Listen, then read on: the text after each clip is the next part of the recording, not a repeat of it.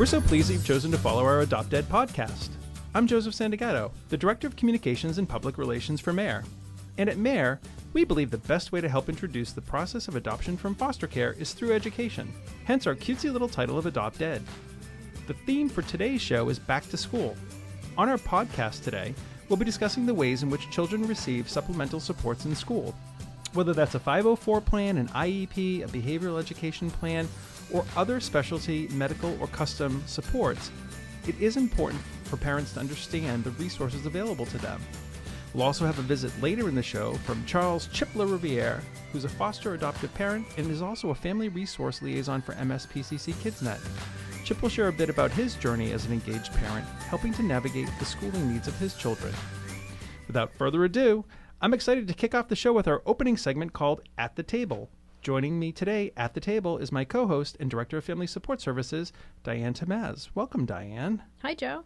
So, Diane, as you know, I'm no stranger to special education, or as we call it, SPED, right? Which I'll probably say over and over again, so I figured I'd introduce that up front.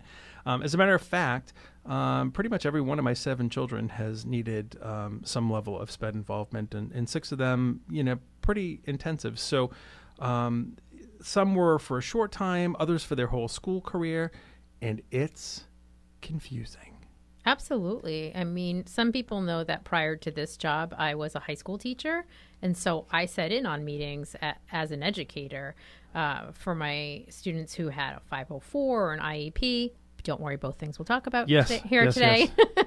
And now as a parent, one of my sons has his own IEP. And so I've learned more being on the other side of the table as a parent. But yes, it's absolutely still confusing. Oh, my God. It is so hard. And one of the things that I always talk about, and so in my own engagement, with the community and community supports, I bring up all the time that, number one, I was hesitant to seek advice because like so many things, I talked about medical interventions and therapeutic interventions, and even just in working with DCF. And I think so many of us in the beginning have such a fear of raising a hand. And I think this is another one of those areas where many parents that I talked to initially had a fear of raising a hand. It's really, there's a lot of information and a lot to learn. And I'm sure even as an educator, former educator, there were things that you might have learned throughout the process. So I'd like to kind of talk a little bit about what all of this means.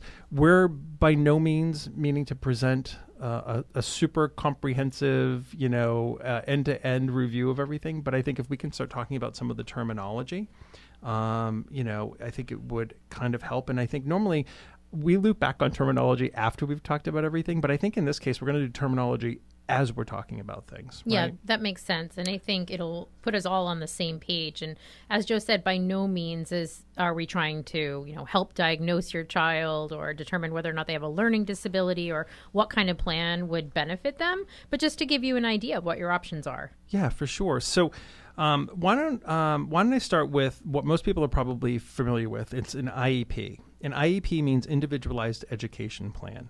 And for those people who haven't really experienced one, it's a document really that basically outlines what the child's needs are, what services they're going to receive, the frequency, how it's going to be measured.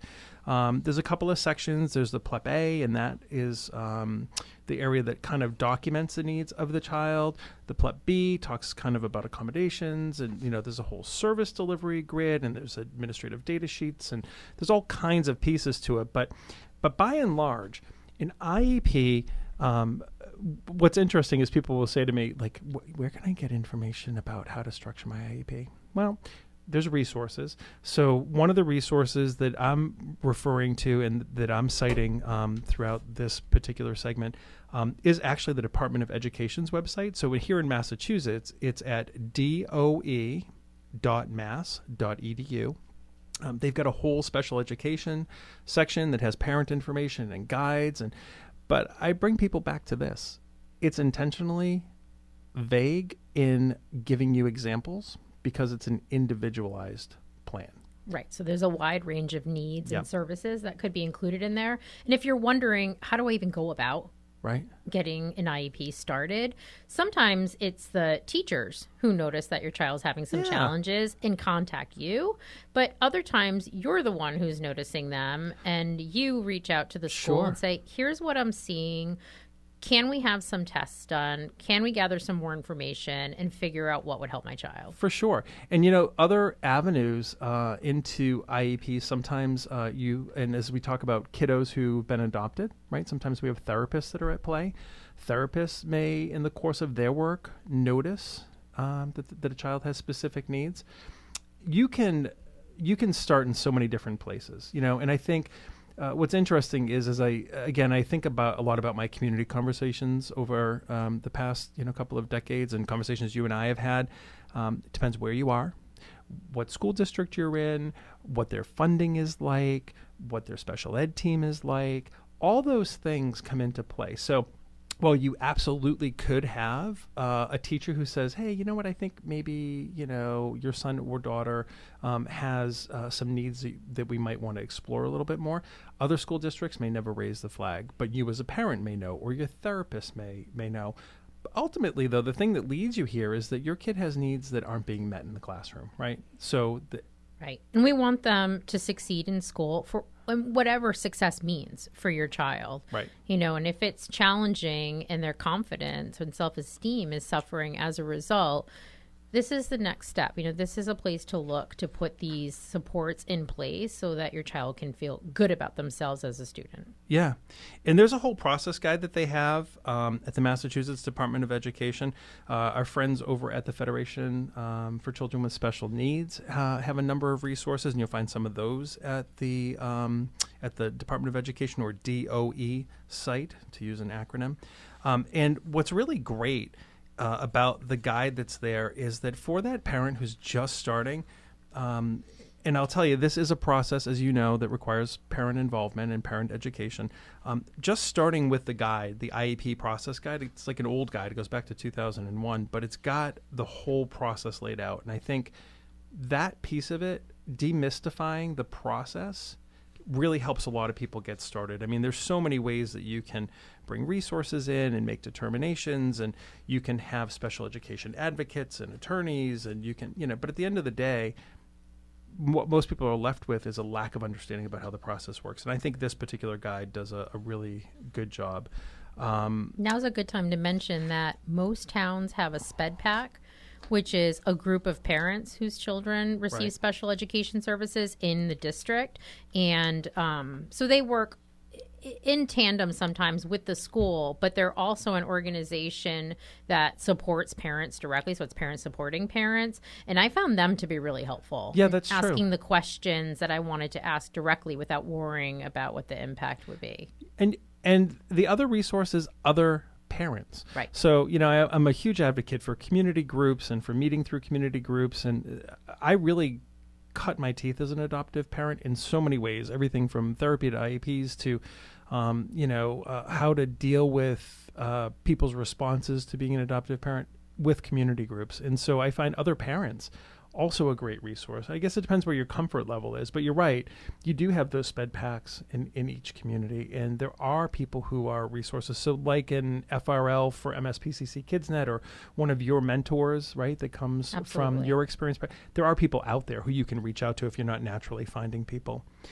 So the IEP plan, what the piece that we wanted to talk about really was the front end of it. The fact that if your kiddo is not getting in the natural classroom setting the kinds of supports that are leading them to have the same kind of growth that other children are having, you can investigate. You can request it. The one thing that I always remind people is, and this is so important in this particular process, everything has to be in writing, right? So this idea that you are making a request in writing. And there are timelines that need to be followed by everybody to ensure that your child's getting what they need in a timely way. Right. And so the person that you would typically reach out to would be, there's every school district has probably a lead for special education. There's usually a director or someone who leads a program. Typically, if you have multiple schools within a town, right, there'll be a team chair or person who handles special ed in each of the schools. Those are the people you're looking for. That's who you want to address. And if they don't get back to you, I learned need be, you can contact the principal directly. For sure. And they'll help get the ball rolling. And I sometimes include multiple people. I might put the principal and the team chair and the classroom teacher, right? When I'm reaching out, I do like a letter for initial contact. Big contacts, big issues, I like a nice letter with a return receipt. But there are times when you're in process that just an email does the job, but it's always in writing. And even if you have, I've had some people who are just lovely and who are just so accommodating and helpful to the kids.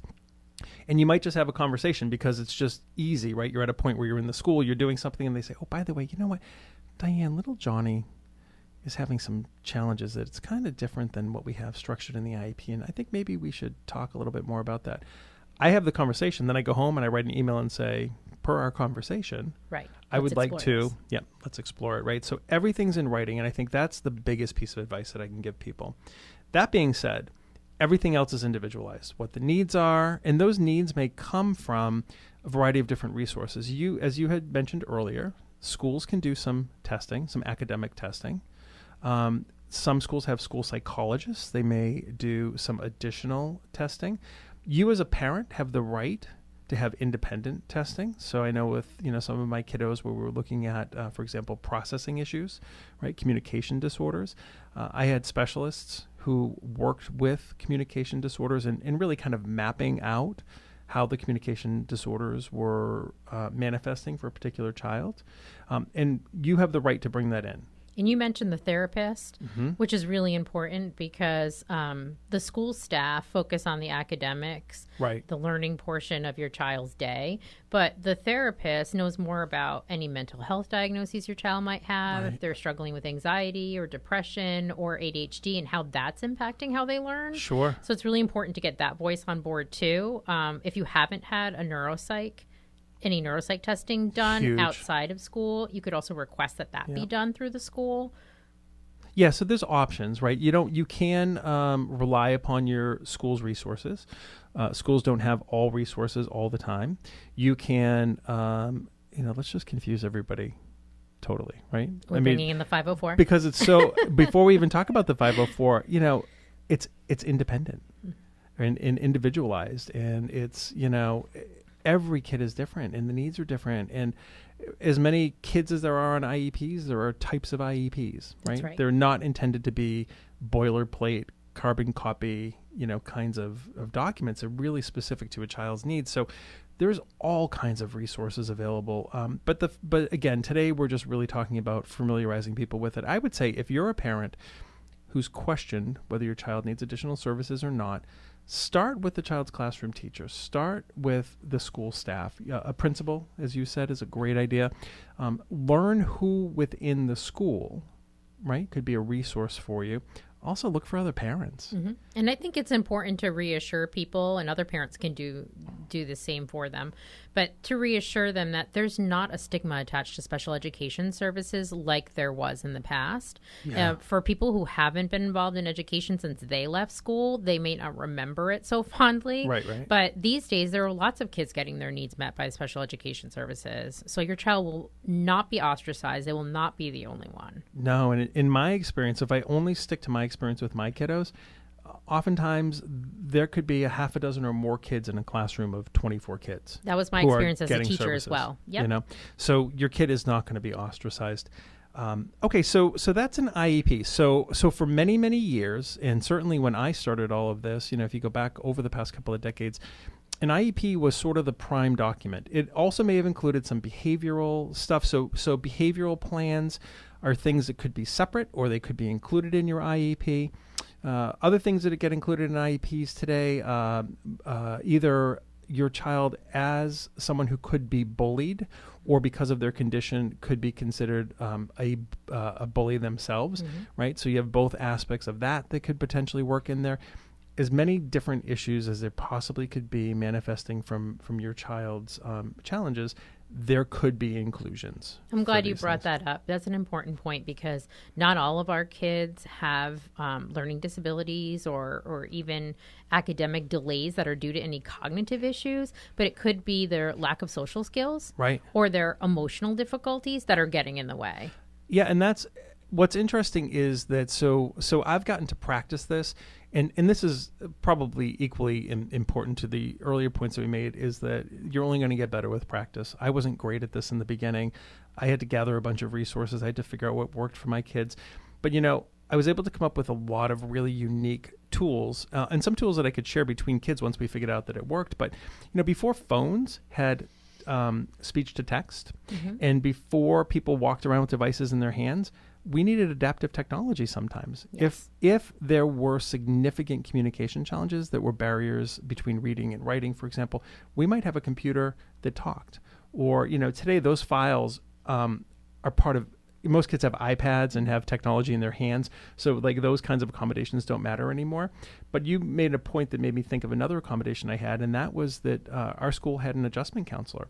And I had a particular child who had poor social pragmatics, just nonverbal communication just wasn't working.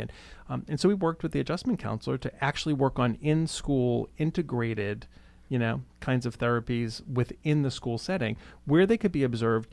And P.S., had we not done that, some of those interactions outside of the IEP might have been construed as, something very different if they weren't part of the IEP, right? Yes. By acknowledging that there were particular challenges, it also meant that there was some assistance during the day and that people had eyes on it. And the way that it was dealt with, Yes. in turn, is also helped by the IEP. So, for example, when our kids do something impulsive or, out of bounds and have a consequence for it, there's at least some context there Right. that the teacher, the principal can look to when it comes to, how it's going to be disciplined or how it's going to be treated. I think the other thing that we might want to mention to parents is that our kids, as they get older, will also have a better understanding of themselves. And they can also, and should be, part of the IEP process. Right. Their voice should be part of it. And what they have found works for them and doesn't work for them needs to be included. Yeah. No, and students should give input. When they're younger, they may have less input, but I always... I know you're not quite where I am in terms of the children's development chronologically, but as my kids were in high school, I would bring them in for more and more time in those meetings, to the point where by senior year they ran the meeting. Yeah, it makes because total what, sense. they're going to college, right? So they have to be able to do that. Well, lots of good tips. I do refer people to this IEP process guide. I think it's just a really great way to get enculturated into it. With that in mind, why don't you talk to us about something that's become much more prevalent, these days? Something certainly that when I first started, you didn't even talk about until senior year of high school. Yeah, I just learned that from you today, actually, that the history of the 504 plan, which is actually an Americans with Disabilities Act tool, wasn't used in the past until kids were ready to transition to college. And then people realized over time that it would be much more effective if we started that sooner and put it into place sooner. So the 504 plan is now commonly used in schools where the child has lesser needs. So some parents report that due to cost constraints, some schools prefer the 504 as service delivery, and that might be one reason why schools make that choice. Right. Hopefully the choice is made, though, because the child's needs don't necessitate an IEP. A full IEP, Right. yeah. And you typically get a little bit. There's less restriction, I think, in my experience. In a 504, you still have structure, you still have help, and you have guidance, but it's not maybe as tight as an IEP or as expansive as an IEP, right? Yeah, I think that's the key. The students that I've had in the past who had 504s, they tended to be very specific, either to one subject or one particular area, let's say test taking. Right. So their 504 might request that the child have more time when taking quizzes or tests, or be able to leave the classroom to have Right. less distraction and complete it with a tutor. Yeah, and what's interesting is much like, so you said you were learning about the history of the 504, and so my first encounter with it was when I had kids who were leaving high school and going to college, and we transitioned them off because colleges in those days weren't dealing with IEPs. I have to tell you, my past two kiddos have gone to college. The colleges will absolutely take their IEP, will work with their IEP, and will build in supports at college based upon an IEP. So that's also changed. So I think it's really about the level of need. And again, I would reference the DOE website. So that's doe.mass.edu. And you can find all kinds of information about the 504 plan as well and the Americans with Disability Act. I think, another area of support that many families ask about is dealing with physical disability, right? So it can include intellectual disabilities, but then there's actual physical disability, right? So that too requires you to work with your school, right?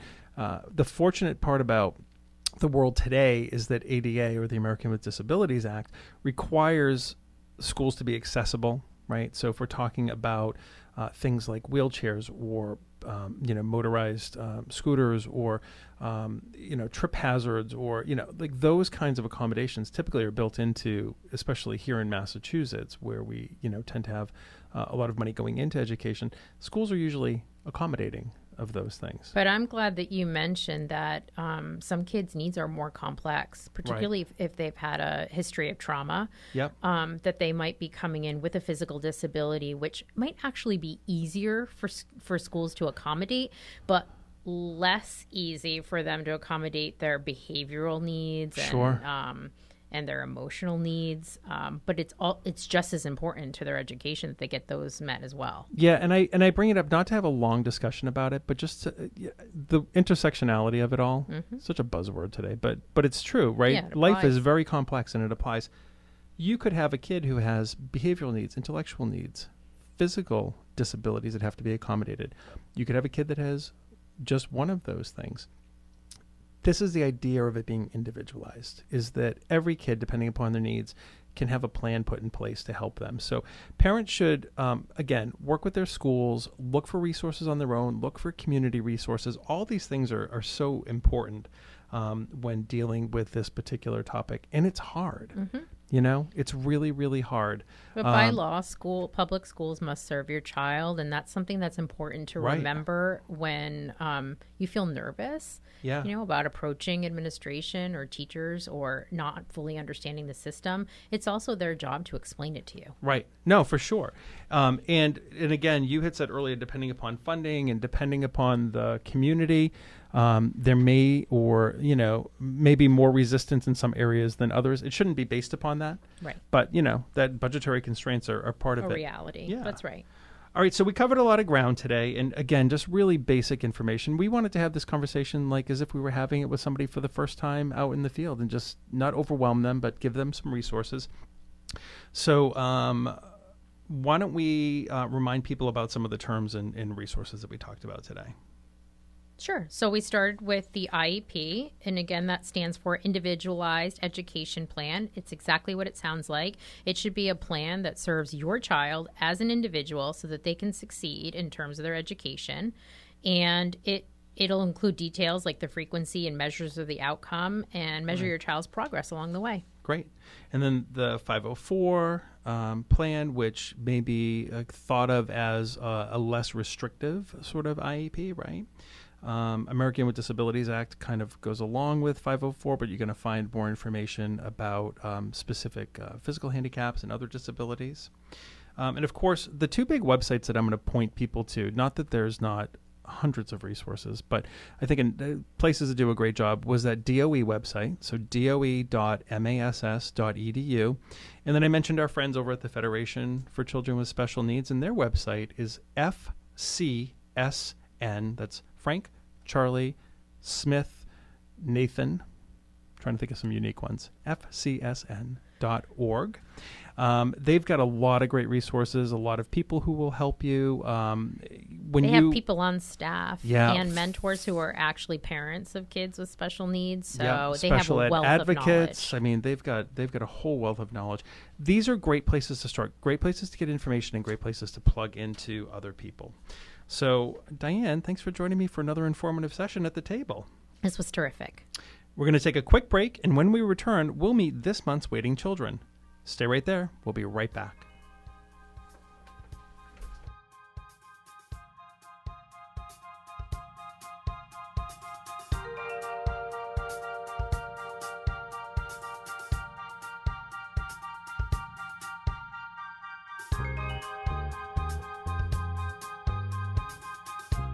This is Joe from AdoptED. You know, oftentimes people ask me how they can help to support our cause if they don't want to become adoptive parents. I think a great way to help support MARE and to increase awareness around the need for adoptive families to support children waiting for adoptive placements in foster care is to host our Heart Gallery. The Heart Gallery was originally created as a stunning display of portraiture and professional photos of children awaiting placement, and now is available in its traditional format and in a digital format. If you'd like more information about how your group, your community center, or your workplace can get involved by hosting the Heart Gallery, please contact me, Joe Sandagato, at joes@mareinc.org.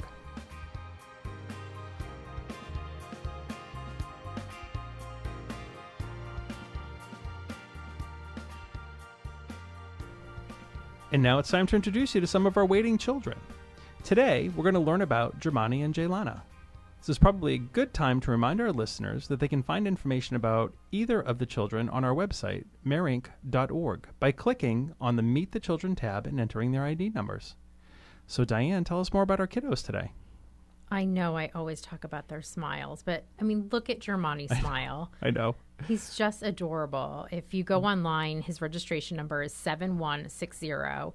He's this adorable 5-year-old. He's all bundled up. It must have been a picture taken in the fall or winter. I know. But look at those eyes. You know, he smiles with his eyes. He's got this big, great smile. He's just lit up. And it says that he likes to be active in the outdoors. And this is exactly what it looks like. He's 5 years old. He's outgoing, has a great sense of humor. He's doing well at school. Yeah, that's great. He likes it, and they like him. The right family for him would be a 1 or 2 parent family, but he really should be the youngest or only child in the home. Yeah, and as we always talk about, that's important to think about the fact that somebody took the time to think about that fit, right? So, and also I happen to notice like a good family fit for him, Diane. Mm-hmm. He likes books, art, building, music. He seems like a really creative kid. Like if you're a creative family, mm-hmm. And you really get into sort of the arts, sounds like he'd be a really great fit, right? Right at home with you. And he's legally free for adoption. Great. But he will need a family that understands his need for a lengthier transition. So a patient family who's willing to be on Germani's schedule. Yeah, but that's important. For a lot of kids, right? Want it to be nice and smooth. And who do we have next? We have 11-year-old Jaylana, also adorably smiling. She's got this great curly hair. And she's surrounded by stuffed animals. She's cozying up to one. She's just such a sweetheart. I think that's great. I'd love to see her in action, though, because it says she loves to sing and dance and has the qualities of an actress. There's another creative spirit for us today. Yeah, she sounds terrific. She's motivated to do well in school. She has friends there. She's legally free for adoption. And she's really eager to make a connection to a family. She's really ready. Yeah, that's good, though. That shows where she's at, right? We talk about that all the time. So, and the good news is she'd do well in a family of any constellation, with or without other kids in the home. Yep. And so that jargon, the any constellation, is mom, dad, mom, dad, just mom. People with non-binary gender identification. I mean, really anybody. Any constellation just means any mix, right? That's, any way that your family identifies. That's right. Is a good fit. But important to her is the fact that she'd like to maintain contact with her other siblings. Sure. And her biological mother. But that's important. We talk about permanency. And we talk about it now, especially in the context of maintaining that birth connection when it's healthy, when it's appropriate, but it's part of your history and keeping chain to that. So I think that's really important. I also happen to notice, I said she's a creative type, but I also happen to notice she likes swimming. So I'd put that in the sports category. Yeah, that's great. She likes fashion. She likes playing with dolls. So if you're somebody that's creative and is it too much to say girly girl? I don't know. I mean, she does like Singing, the fashion and dancing, playing with dolls, fashion. But who doesn't sometimes? Yeah. It's fun once in a while. True point. So Diane, for anyone interested in learning more about these kiddos, let's remind them what the process is like. Sure. If you'd like to call and talk to someone, you can reach us at 617-964-6273. Or if you prefer, you can visit us online at mareinc.org. That's mareinc.org. While you're online on our website, you can check out our events. We have some matching events, and we have events out in the community. We recently had an event at the More Than Words bookstore in Boston, and out in P-Town. We were at the library. Yeah, oh my God, huge event at the library. So we move around the state. We have events here and there. Yeah. So please check our website regularly. Sure. We're all over the place. Well, thanks for joining me, Diane. Of course, this has been educational as always, and working with you is fun. So I look forward to hosting with you again soon. Thanks again, Joe. We're going to take a little break, and then we'll be back with our special guest, foster adoptive parent, Charles Chip LaRiviere. We'll be right back.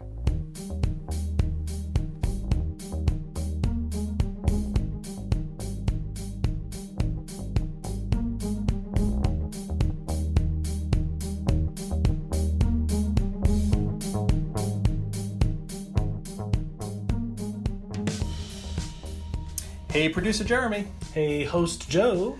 So while we're between segments, we really should remind folks that one of the best ways to support our work and to support children waiting in foster care is to share resources, whether it's social media, the web, or even this podcast. Yeah, that's so true. So to all of our loyal listeners out there, we know there are many of you. If you like the AdoptED podcast, like us, comment on your platform of choice, whether that's Facebook or Twitter, Instagram, and don't forget to rate us on iTunes and the Google Play Store. We really appreciate those 5-star ratings. And good comments.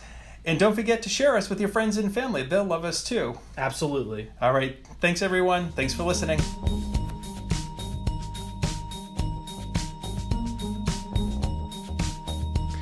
Welcome back to AdoptEd. This is our Adopt Talk segment where we get to meet community members who are involved in the foster care and adoption process. Joining me today is Charles LaRiviere, or Chip as we like to call him, who's a foster adoptive parent and family resource liaison for MSPCC KidsNet. Welcome, Chip. Thanks for joining me today. Thanks for having me, Joe. So for full disclosure, I've known you for probably about 5 or 6 years now, or maybe even a little more, right? We served together on the DCF Worcester West Area Advisory Board. We worked together as family resource liaisons.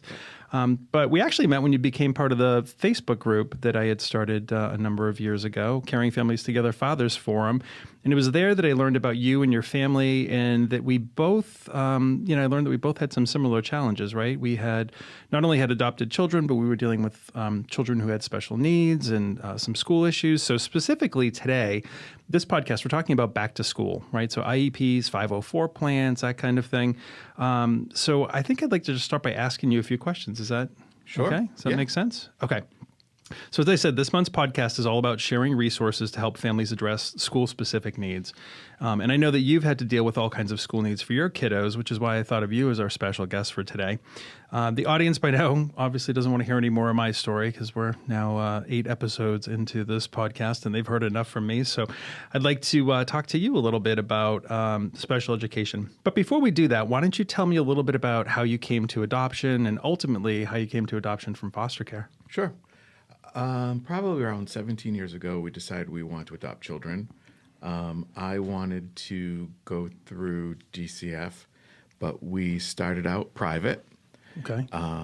And we adopted an infant, and then shortly after that, we decided we were going to add to our family and looked for a daughter. Okay. We were looking for a little girl to go with our daughter, and we ended up finding a sibling group of 2. Which often happens. Which was extremely unexpected. Okay. Not at all the route that we started out with. Were they living together at the time? They were not living together. They weren't. So they were reunified as part of this process as well? Yes. Okay. They were a package. Gotcha. And so we proceeded with those guys, and then their sibling was born, and then another one came. And okay. The rest is history. And the rest is history. Yeah. So 17 years you've been doing this. 17 years, yes. Okay.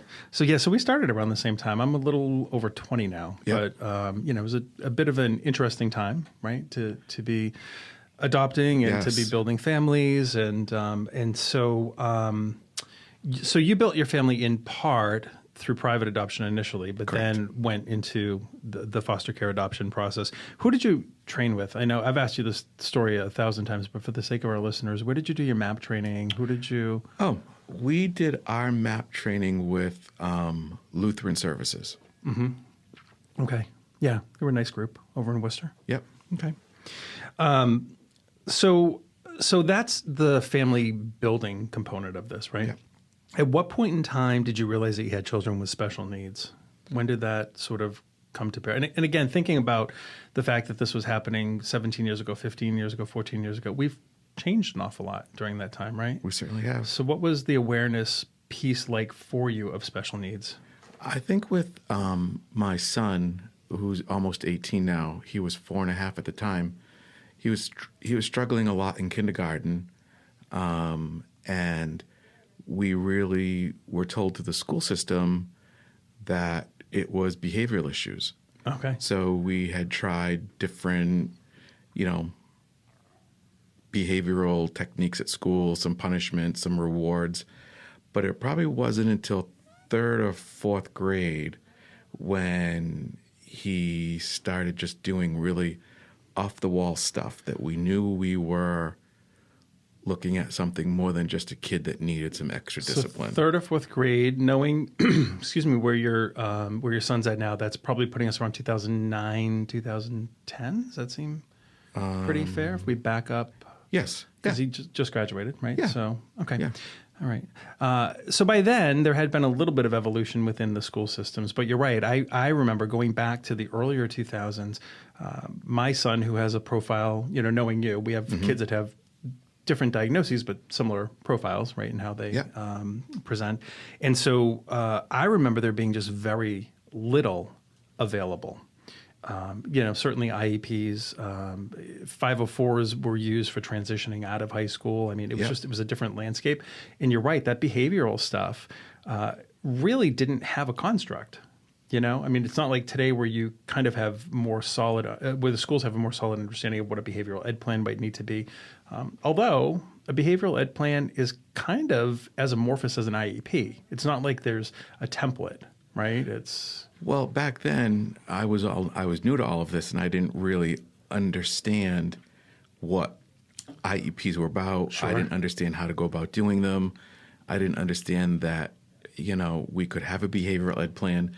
But also, to my son at the time, we really weren't getting concrete information as to what all of his diagnoses were. Right. So, fast forward all these years later, we now know that, he's on the spectrum and PTSD and reactive. There's a long list. And all of these things at the time, we were learning as much about him and his mental health and how the school system worked. And we were also in the process, as the years went on, of dealing with, our adoptions and then new adoptions. Right. So it's just a lot going on. So let's bring it back. And for our listeners who maybe are saying, you know what, I have a kid who might need a little bit of help. I don't even know where to start. What was your first encounter like? If you think back to, you're talking about behavior issues, right? So how did this all start with your engagement with the school? He's in kindergarten, 1st grade, 2nd grade. Right. Now by 3rd grade, 4th grade, it's mounting. Yep. We had looked at different schools for him with different levels of structure. So we had moved him from our neighborhood school to a different school with a lot of structure. That just didn't work out. And you're in, for the listeners' benefit, you were in the city of Worcester. In Worcester. Okay. And so we moved him back to the neighborhood school. And then there was a time when we wanted to hold him back a year, and we were told we couldn't do that. And then I just started saying the school's not really, something just wasn't right in my head with the way the school was working. It just didn't, I wasn't getting what I needed from Yeah. Who are you talking to at this point? Is it his classroom teacher? Is it the principal? Is it a guidance person? It's the classroom teacher and the principal about school, and then his therapist for therapy about diagnoses and stuff like that. And things just started to come together and say, and then talking to other friends with kids in the school and saying, hey, you can do this and you can do that. And just thinking about it and doing research and saying, what is it that my kid needs at school and how do I go about getting it? But so to lay the foundation at this point, a kiddo who is going to school, not on an IEP or a 504, Right. Unstructured. Intervention with the classroom teacher, and as time goes on, probably more engagement. Yep. You have a therapist in place? Correct. Okay. But now it's to the point where you need to move to the next level. And I think a lot of our listeners might find themselves in that position. I mean, I know I found myself in that same position, right? So where did you start, Chip? How did you, so you talked to people, you talked about this, you heard from other people about resources. If you were like me, the school might have even provided you with some detail. You didn't get any of that. So what we did was, once I realized that my son needed more than he was being given, the first thing I did was write a letter to the school requesting a full evaluation being done. Which is something that people have to, if it didn't happen in writing, right, it hasn't happened. It has not happened. Yeah. And I send everything registered mail. Smart. To the school and to the district, which sometimes the principal doesn't like, but everything is dated. It's you've formal. Got to advocate for your child, and I requested a full battery of testing. I listed all of the testing I expected done, and from there we started realizing what my son's needs really were. So, who helped you build that list of the specific needs, specific testing? Where did that education come from for you? Some of it came from the therapist, but most of it came from another mom who had a son with a lot of special needs, who happened to be a friend of mine. We just happened to be talking on the playground one day, and she said, "Chip, this is how you start this process." And that's how a lot of the knowledge always gets passed. But, it's probably, even if we take it out of the context of special education, and even thinking about your FRL role, right, and what you do in the community, the idea that you learn from other people is so important, right? I mean, there are resources. Earlier in the show, Diane and I talked about a number of resources, the Federation for Children with Special Needs and the Department of Education resources. And there's a lot of guides, there's a lot of information. But really the thing that I found most helpful was somebody who could help you begin to understand what it all means. It was hard when we started to realize after years of therapy and doctors and specialists what my son's diagnoses were. We kind of felt alone. Although I was really involved for a lot of years in the school and I knew a lot of people, people don't always understand when they see a kid with the behaviors that my son was exhibiting, that he's not a bad kid, that we're not bad parents, that there is a situation with my son's brain. So it became lonely. I felt isolated. And then one day just on Facebook, I happened to see that group, your group, and you guys were doing a lunch at Elm Park. Right. Yeah, the picnic lunch. That's actually when we met, and that's when we met. So I said to my husband, let's get sandwiches and take the kids. Right. And I said, I need an outlet. I need other families like ours. Right. I need to know that there are people out there. And so that's when we met you guys. Right. And the supports that I didn't really even know that were out there, you guys helped me find. Yeah. Well, but again, it's that whole community, sense of community, building community. And that's why, when that got kicked off, there's another person we have in common, Rick Benoit, who's been a guest here on the show. He and I were talking about the lack of supports, and specifically the lack of supports around special needs, or in this particular case, CFT Fathers Forum is one of the groups, and it's specifically for gay adopted fathers, right? And so this idea of community and sharing of resources happens in so many ways. You've got adoption support groups. You've got all kinds of community resource groups. You've got DCF, who has the community connections throughout the state and resource centers. There's a million ways you can get to it. But I think the most important thing is not to be isolated and suffer in silence, because I was with you.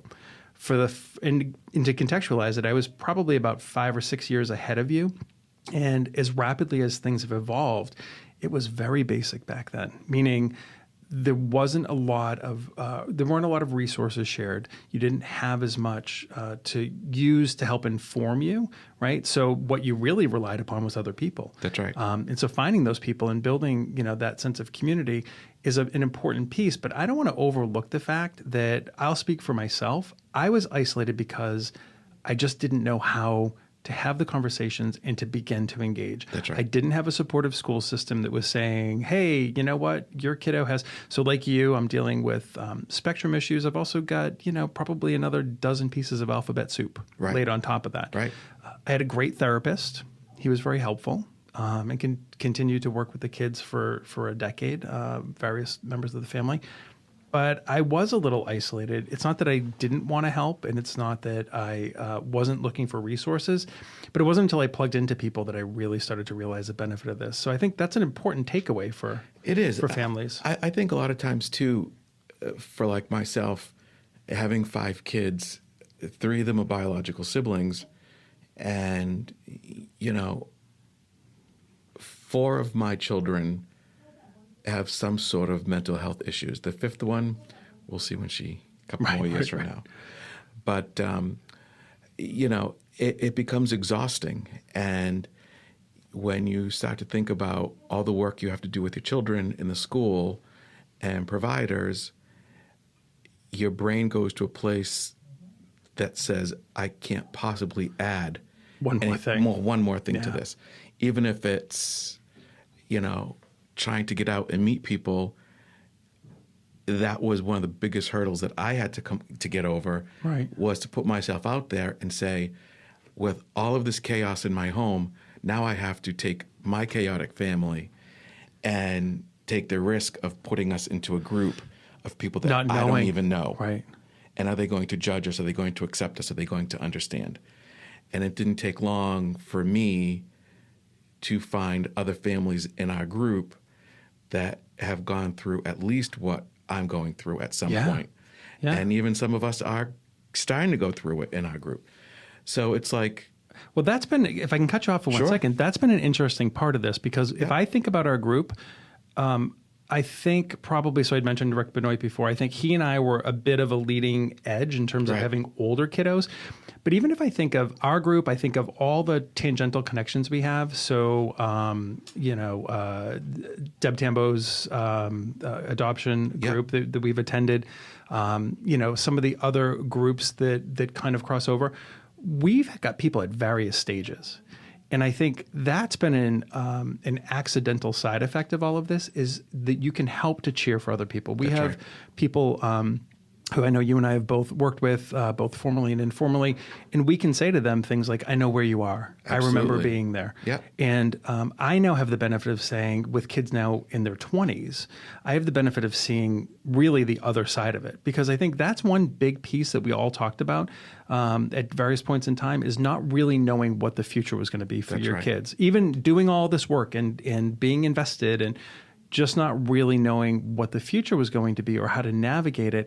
It's been nice having people at different places in the process. It's been nice without being a able doubt to share that. I see with my son, again, who's almost 18 next week, where he was even a year ago, 2 years ago, 3 years ago, the other side of that now, where he's, starting to, he's learning to take the bus on his own, and he's learning to, self-advocate, and he's just learning some basic life skills that people without these diagnoses just take for granted every day. Right.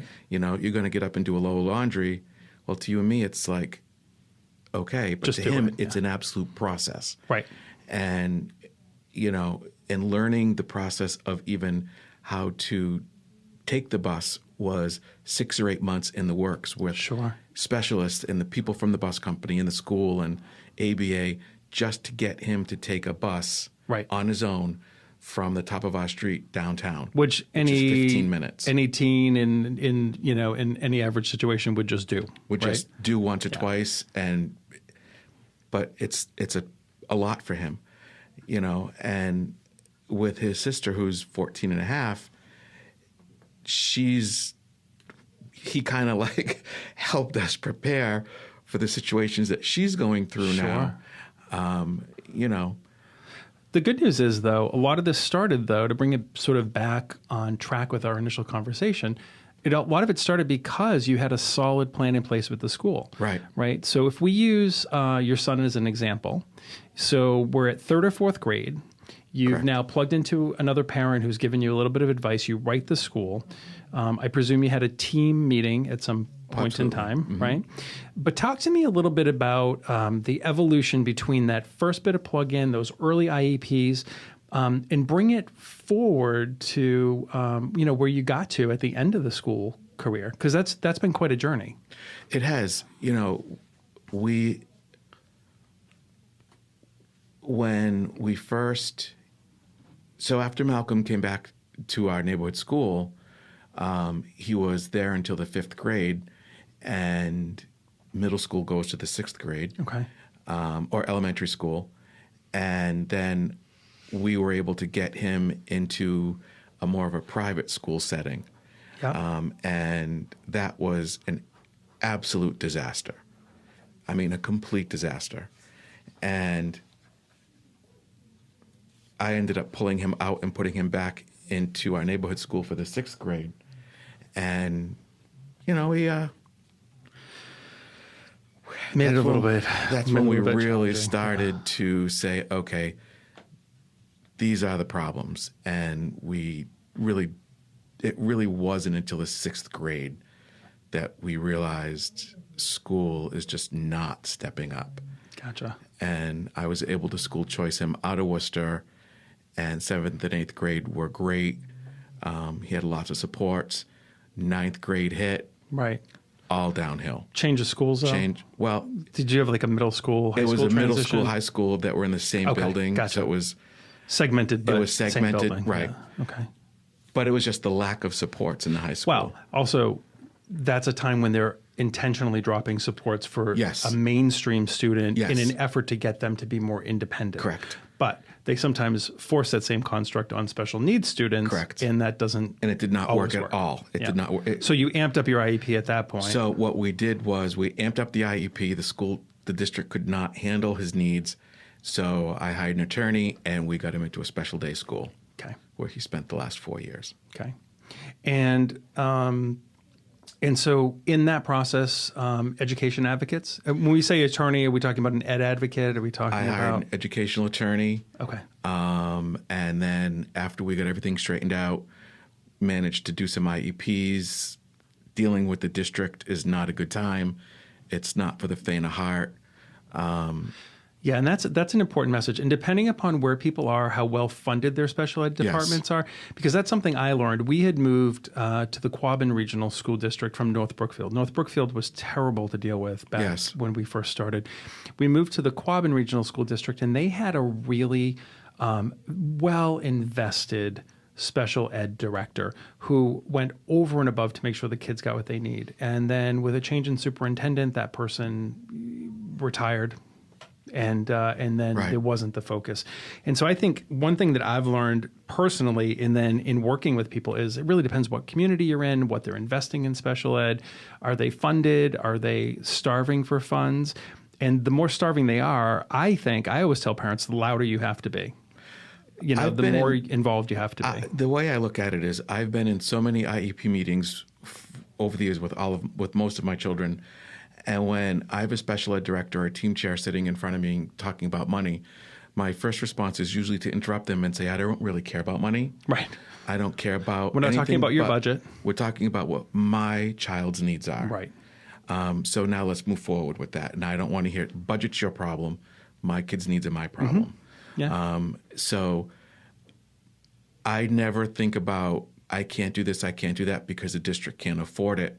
That's not my problem. Right. I find what my kid needs, and I find the best way to get that need met. And I have had to hire in the last year and a half an ed advocate because I don't know all the laws and the ins and outs of it. Right.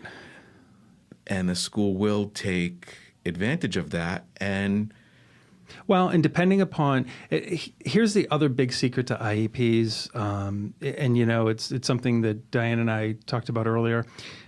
The fact of the matter is, even with an IEP, then you have service delivery. Correct. And whether or not they're executing the IEP. So it's not just this one and done where you sit at No. a table once a year and write a document. It's now are they executing it? Correct. So throughout the school year, you're checking to make sure that they're actually doing what they're supposed to be doing. And then you have the right, most parents right up front don't know you have the right to recall a team meeting. That's right. do it in writing and recall the team. And there have been times where I've had to recall the team several times. Yes, I've done that because it's just not working. And the last thing they want to do is have team meeting after team meeting. So I just remind them that if we do what we're supposed to do, First time, right, do what we've agreed to, what's written on this lovely Plep A, Plep B, That's correct. Service delivery grid, then we don't have to have these meetings. And what's interesting is because, like you, so I have 7 children, and I've got 6 of the 7 needed fairly heavy-duty intervention. And eventually they get to know who you are. That's and, right. I think sometimes, depending upon, and again, everyone's experience is different, but sometimes once you've established yourself too, you can have fewer meetings. Correct. And if they know that you're on top of it, and that's what I always tell parents, just stay on top of it. Stay on top of it, ask questions. And don't be afraid to go to the next level.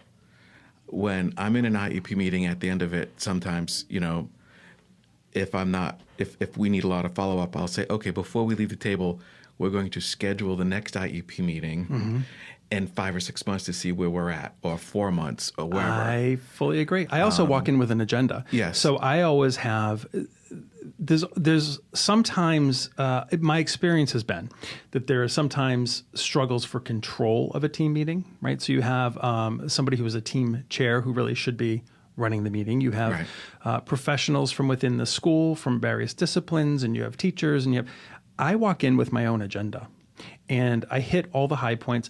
I also have the current IEP. I have highlighted it and flagged it for the areas that we need to talk about, right? If there are psych reports to review, I've already reviewed them with the person who did the testing. I have all of my own notes, and that changes the game a little bit. Yep. And not everyone's at that point, but the more prepared you can be, The better. I think the better, right? I agree. And if you don't understand it, then people really need to try to reach out to other families if you can't afford to hire an advocate or attorney. Other families or some of the To help. resources that Diana and I talked about earlier. There's a lot of resources on the Department of Education website, Absolutely. the The board, Federation for Children with Federation, Special Needs. I mean, there's a lot of people out there who that can help. But you have to be willing to learn. Right. Right? I think that's the big difference. You Yes. and I think, both got from the place of being overwhelmed Yeah. to then being huge advocates. That's right. And that happened because of the involvement. That's right. And willingness to learn.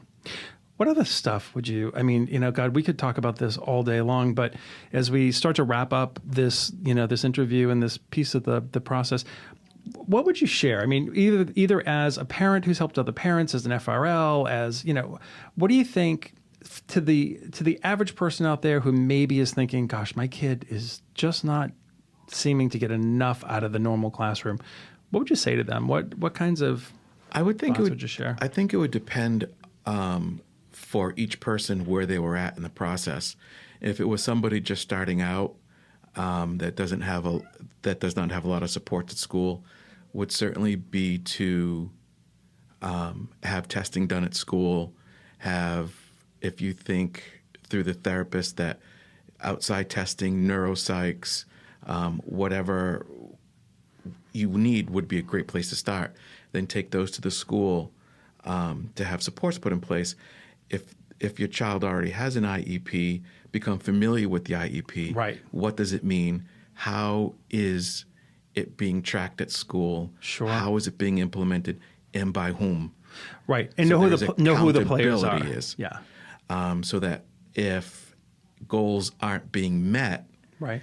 and when you see the progress reports, if the progress reports aren't matching up with the IEP goals, Right. somebody needs to be accountable for that. No, And that's how do you? that's who super do you important. go to? And do you know that, I presume that you do, but do you know that you can get progress reports with whatever frequency you want? I used to get them every 2 weeks on my kids who had heavier duty needs. You're not waiting for that mid-term report to come out when it's 3 months, 2 months into a semester. I've always taken I always think that the more involved I am with the school and the more they know my name. Right. And I would never have a problem with if I knew something was supposed to be done and my son wasn't bringing appropriate work home or something was going on, I do not have a problem with, in writing, Yes. to the teacher, copying the entire team on everything. with follow-up. I do What's the- going on? yeah. Why isn't this happening? I don't usually wait till progress reports come out. Yeah. Well, the reason I ended up, so IEP, as Diane and I talked about earlier, is individualized education plan, and people want a playbook. You know, they want a set of rules, and there isn't. It's intentionally designed to not be that way.